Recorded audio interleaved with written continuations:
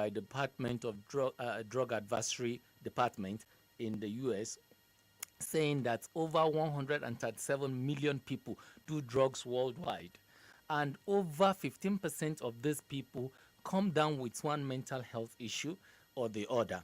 So, imperatively, Nigeria today, you cannot say these policies that our government have formulated is no kind of meeting up to international standard, because as a Nigerian, we make the law and we break the law.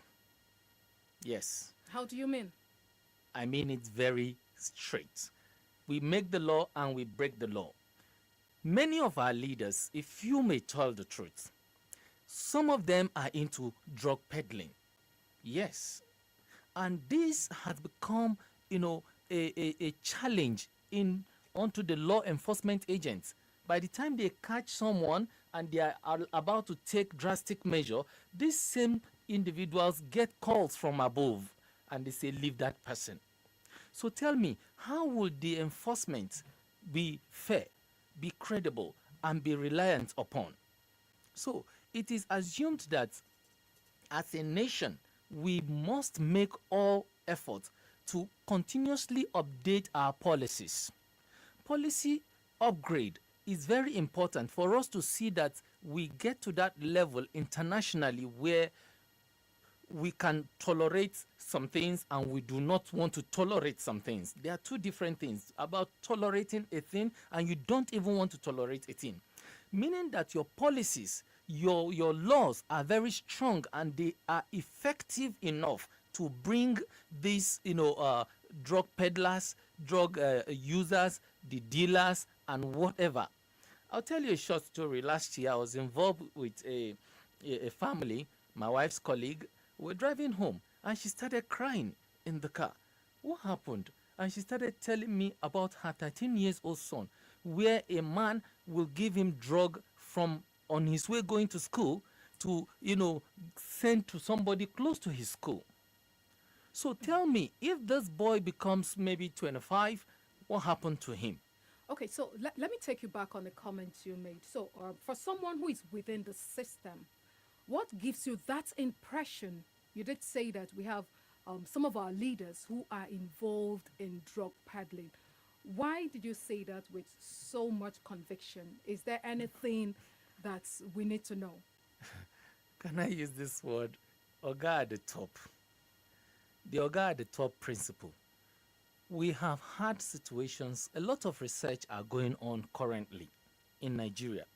And when these research results come out, you will discover that a lot of, activities have made the system to become ravaged and is rotting the system by the day.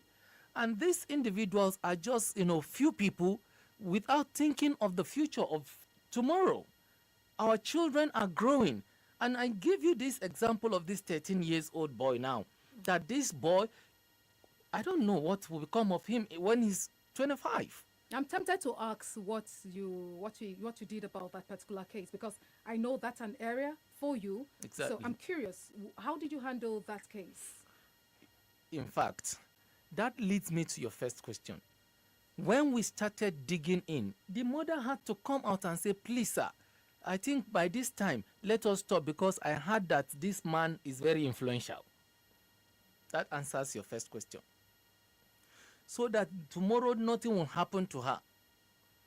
And while we started digging in, my wife said, I think this is enough because I don't want anything to happen to you. Okay, this is a country where we all live, and we must categorically tell ourselves the truth about substances. There are some of these substances are over the counter and are legal. Aha, Yes. that takes me to my next question, right? So I was just waiting for you to land so I could ask that question. What are the most commonly abused, illicit drugs around us? So that, like that, the young man, I'm sure his mom must have seen something, a name she's familiar with, to have, raised that alarm that, oh, my son is used to peddle drugs. What are some of the most commonly abused drugs? This young man began to drug his own mother. Yes.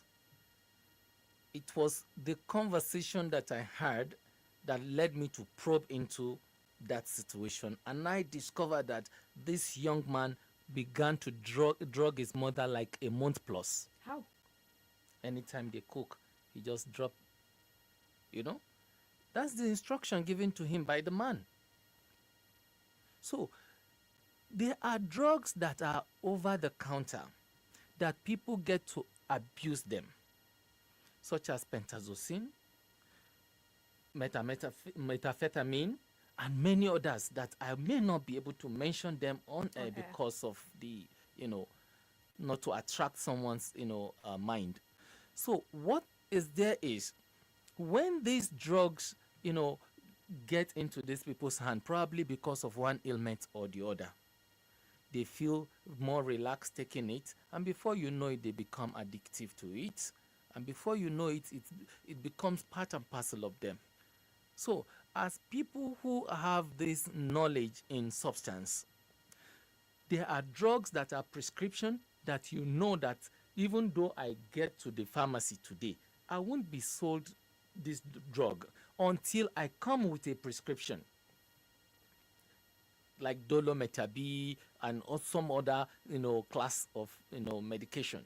I remember that when we talk about substance are into classifications, and this classification can come in three different forms, and one of them is classless. That is what I call them, and many professionals know them that they are not classified, like this Indian hemp that everybody does.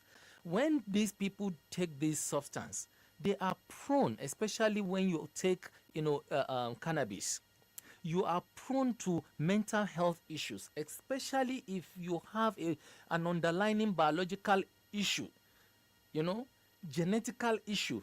You are prone to having issues in your brain. And when you have this issue, God will save you. Amen. And you just, by the time some of them, you see them drag one and they run mad. Have you seen that? Some of them just drag only once and they are gone upstairs. They have to undergo rehabilitation. They have to undergo different kind of therapy before they come back to life. And these substances are not good for our health. People will not listen. You can imagine from the report where this individual will tell you when he's back from work, this is only what keeps him active. Activity against your health, activity against your total well-being is a disaster that is looming ahead. Okay, so now let's look at um, the short term and long term health effects of drug abuse.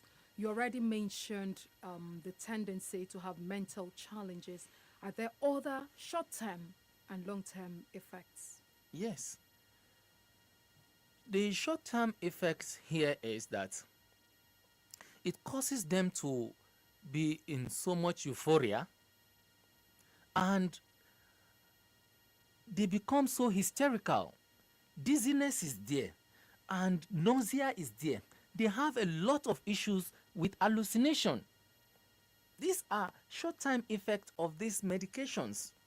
And by the time the hallucination keeps on, they get impairments in their coordination. They tend not to be coordinated.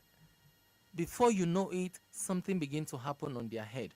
While anxiety is one of the immediate response or issues that you discover with them, when anytime they do not have this substance, they become so anxious. They run around to, pillar to post. Before you know it, they are already stealing your money, stealing your jewelries, stealing your phone, in order to get into, the next fixed, you know. Okay, we bring it down to families and communities because these people are not isolated.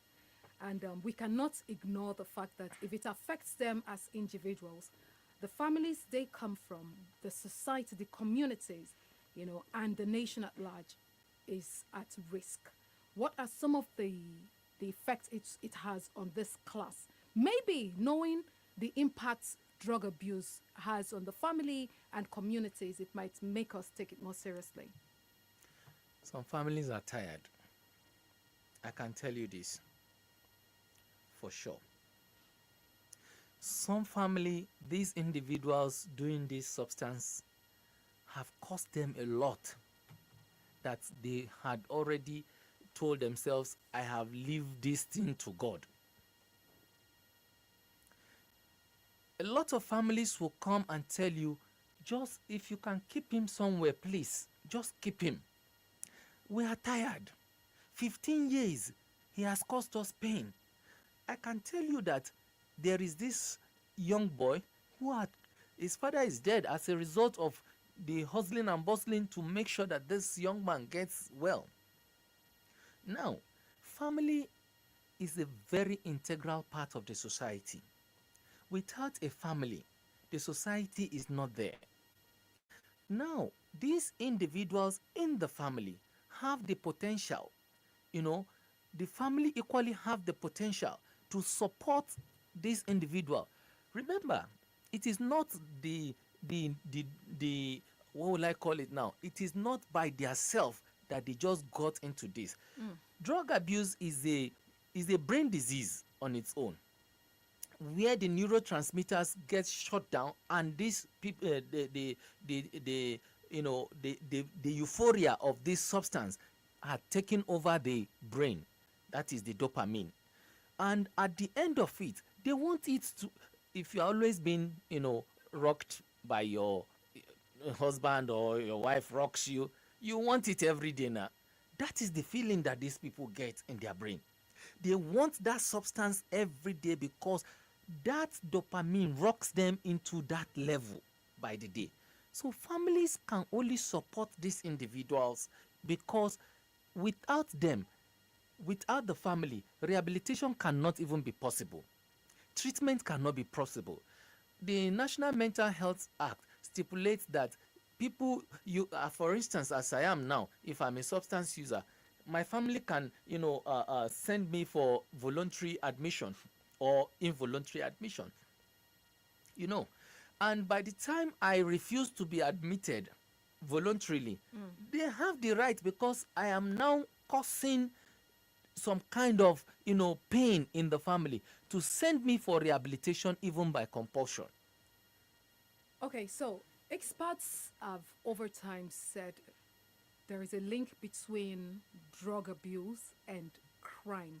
I don't know if you share in that perspective. If you do, could you shed more light on how drug abuse fuels criminal activities?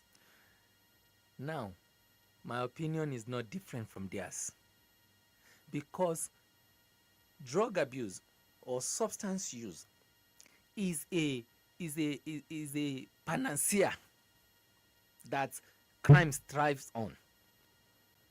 Is a platform that crime strives on. I'm telling you this, that a lot of people who do drug, no matter how rich you are, no matter how rich you are, when that money finish, you will look for what you will get to fix the next fix. Yes. My opinion is totally in conformity with theirs because research has shown that a lot of people would want to piffer things around just to make the next fix happen. And if they are doing on cocaine, probably some of them take 5 kilogram and they don't have money. They will go and steal your phone and deposit it. I know of a young man who took his in-laws car. Yes. Yes, Olori. You are looking shocked, huh? I'm shocked. I'm not just looking shocked. I'm shocked. He took his in-laws car and went and deposited it with the dealers. And this drug abuse cannot be curtailed if these dealers are not being held responsible. Remember the last time that the government passed, death sentence, on people Who are involved. are involved. What happened to that law? The law is not potent enough Before you know, this is crying, that is crying, is too harsh. They are also human beings, but they are killing people by the day. So you're saying that we should go through the value chain, as it were. Exactly, exactly. Because a drug user can come and sell this building under 3 minutes and take the proceed direct to the dealer and go and keep it there for 5 years. He can be coming to pinch that money until the money finishes. And the same drug dealer who is there will humiliate this substance user and say, to hell with you, how much is your money with me? Is it not 30,000 that is remaining? You just gave him 5 million yesterday, and he's telling you today. It's a chain. Like you tie a goat on the by the tree, and you expect that goat to be roaming around with a very long rope. The goat is certainly tied to a tree. This is the relationship between drug dealers and drug users. Well, that's a chain that must be broken. If you have just joined us, this is the newsroom, and we have the conversation on Montage 99.7 FM. Dr. Mohamed Audu, the registrar of the Psychotherapeutic and Counseling Research Institute, is with us in the studio, and we're looking at the growing challenge of illicit drug abuse in Nigeria and possible ways to tackle this hydra-headed menace. Now, Doctor, I'll take you back to one of your first comments. You did say we need to stop or something like that, the stop and search that the NDLEA, carries out. So my question is Nigeria doing enough? And if we're not doing enough to address this challenge, could you be specific about steps that can and should be taken to address the challenge of drug abuse? Okay, like I said, we need to go beyond the stop and search. And going beyond the stop and search is taking it into the route where the dealers operate. Taking it into the route where our leaders condone this act. Naming and shaming people who are substance, pro. People who give, that strength to people who, do drugs. I want to thank NDLEA for tracking this man in Lagos recently, early this year. I can't remember his name. His name was on the most wanted list in one of these South Asian countries. And they sent a signal to Nigeria, and the man was tracked in Lagos. Now, if we continue, that man is not on the street. If we need to go beyond the stop and search on the street, definitely the pain of what these people are doing in the community, they will translate it into calling NDLEA. The community will translate that pain into calling NDLEA and the law enforcement agents to come and arrest these people. But when they arrest some of these people, some of them are let loose. The law is bigger than them, or they are bigger than the law. So when we want this thing to happen, we must go beyond sentiment. We must go beyond religious, acclimatization. We must go beyond, tribal sentiments and all sentiment that we can think of. This person is my person, is from my village, is my state person. We cannot afford this. Nigeria is growing every day. And look at what is happening today. A lot of families are into agony because of the somersaulting economy we have today. And the only thing they can use in taking down this anxiety they are facing, a man is in his house and he cannot even afford a square meal. And you tell him he sees somebody who can give him something to, calm down his nerves, and he won't take it. So our leaders must go beyond. It's a ripple effect. Look at the high-level drug use we have today. In the last 5 years or 7 years, it wasn't there. The drug use level has tripled. NDLEA is trying by, creating a department of drug demand reduction. A lot of activities are happening. A lot of NGOs are, going on the field talking about this. Let them come together, join hands. Empower some of these NGOs. They are trying their best. If you go to Wuse, you will see it. NDLEA raided Zone 4 recently, and I was happy they did that. And if you go there today, you see a pocket of some of these people. What are they doing there? Some of them have worked their way out of the jail and are there. When you go to Caro Abattoir, you will see them. When you go to places, you will see them. They are beginning to populate. Recently, I went to do something in Maraba and in Hart Plaza. I took a bike and I was going somewhere from there. The bike man took me past through one community that I was afraid my laptop not to be stolen, because the people I saw there, that community is they call it, hotbed. oh my God, you need to see that community. It's called jungle. Everybody there is already a user.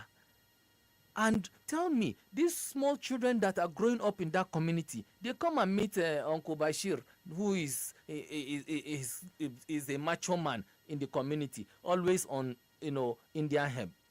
What do you think that child will want to be? He wants to be like Uncle Bashir. You know, as you said, Uncle Bashir, I had to look around to be sure that there was no Bashir with us here There in is the no Bashir. studio. Is an Okay, so now let's come to. I know you have a heart to help these people.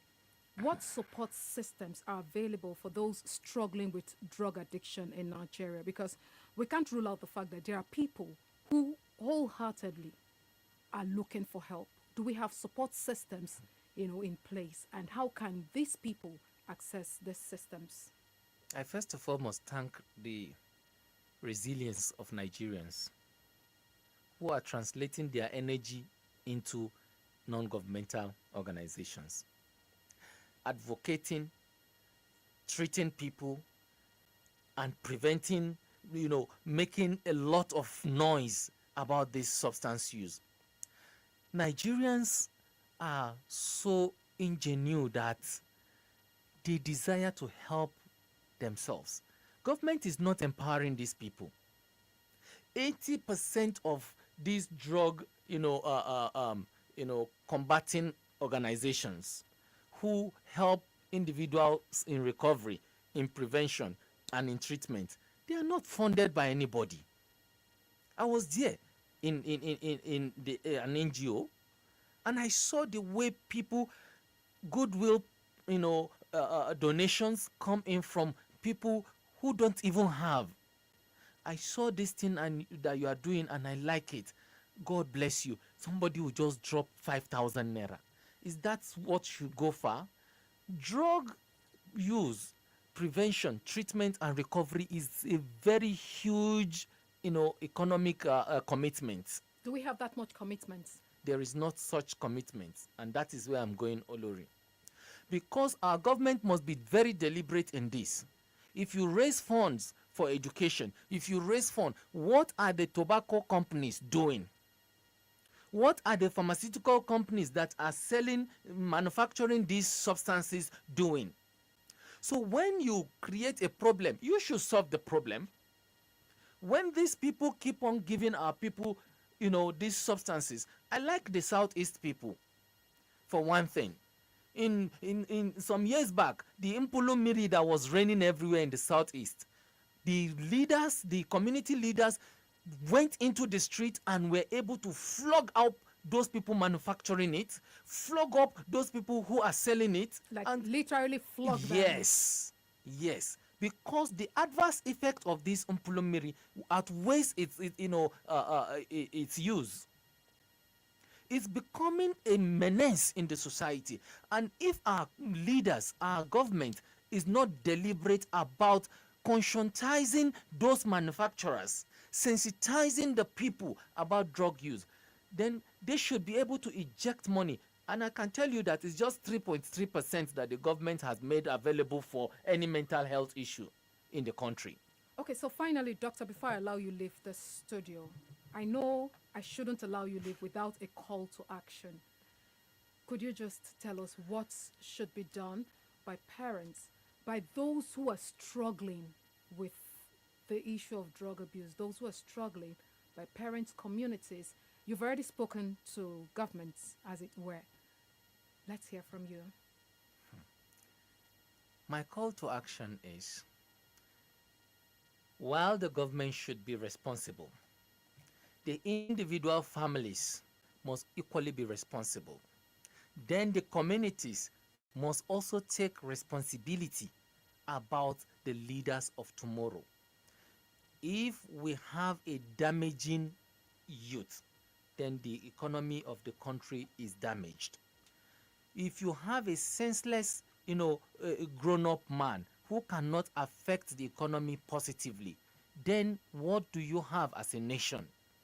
I call on parents, individuals, communities, community leaders, and the government to join hands together in order to wage this war against substance use, wage this war against people who parade or sell peddle substance, because substance use is a disease and it's becoming a pandemic that if we do not take time, it will ravage our young men and young women, and there will not be a better tomorrow.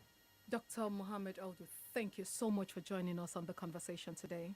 Thank you, Olori, for having me. Abuja, it's the conversation on Montage 99.7 FM. We've been talking to the registrar of the Psychotherapeutic and Counseling Research Institute, Dr. Mohammed Audu, who is also a consultant mental health counselor who specializes in substance use prevention, treatment, and recovery.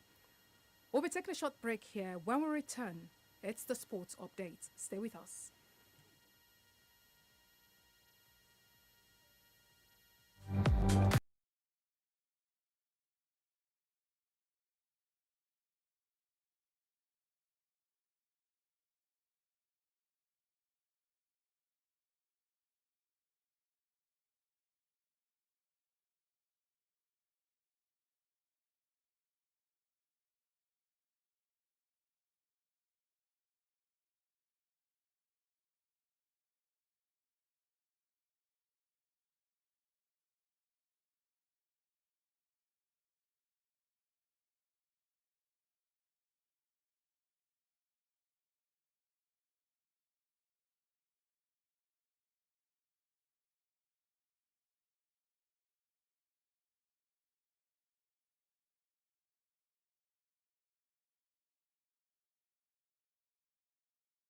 Nigeria's First Lady, Remi Tinubu, has declared open the 39th edition of the Women's African Volleyball Club Championship in Abuja. The event, being held at the indoor hall of the Moshood Abiola Stadium, witnessed the First Lady, joined by the President of the Confederation of African Volleyball, Botral Hajil, and Nigerian's Custom Controller General, Bashir Adeniyi, in the unveiling ceremony. Montage 99.7 FM correspondent covering the tournament witnessed some matches that saw Nigeria's Custom Service defeating Mayo Volleyball Club of Cameroon 3-0 in the second Group A game. Earlier in Group A, APR of Rwanda came from a set down to beat 2021 champions Carthage of Tunisia 3-1. Nigeria is hosting the tournament for the second time after the previous hosting in 1996. The championship has 16 clubs from 10 African countries participating. Everton head coach David Moyes has condemned death threat made towards James Tarkowski and his family following the defender's tackle in Wednesday Merseyside derby at Anfield. Moyes said in an interview that the attack on the centre-back for the tackle is not acceptable. Acceptable for anybody in any walk of life. But we have to hold my hand up and say after looking at it again, I believe.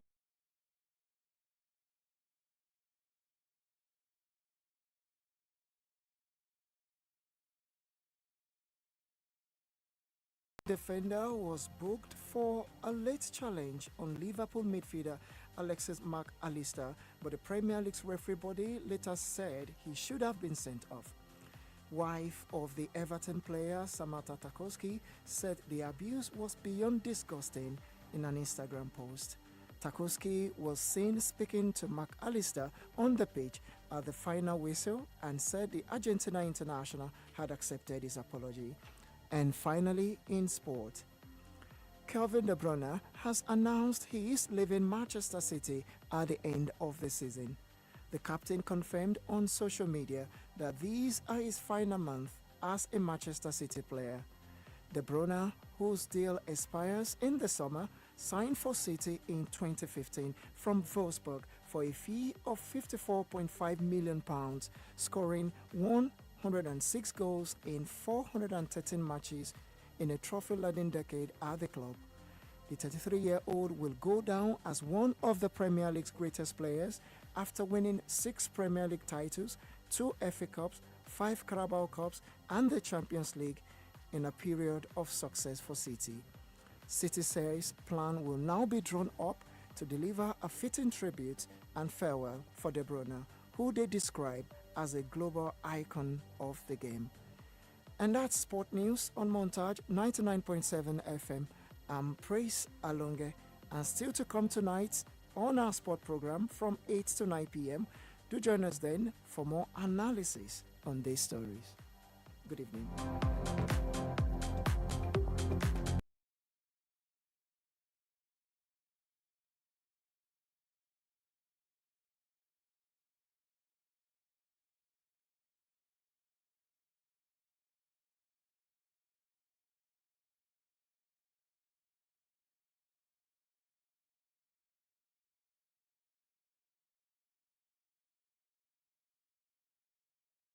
Binta Fatima Nyako of the Federal High Court in Abuja has placed a strict restriction on media interactions concerning the ongoing legal battle involving suspended Senator Natasha Akpoti-Oduaghan. The Supreme Court on Friday removed Julius Abure as the national chairman of the Labour Party. A new report has revealed that more than half of cyber attacks in 2024 that occurred in Nigeria bypassed traditional security measures by using stolen login credentials instead of exploiting system vulnerabilities. In sports, you heard that the 39th Women's African Volleyball Club Championship begins in Abuja. On behalf of the production team led by Imisioluwa Adenira, I am Arit Efana. Thank you for listening and good evening.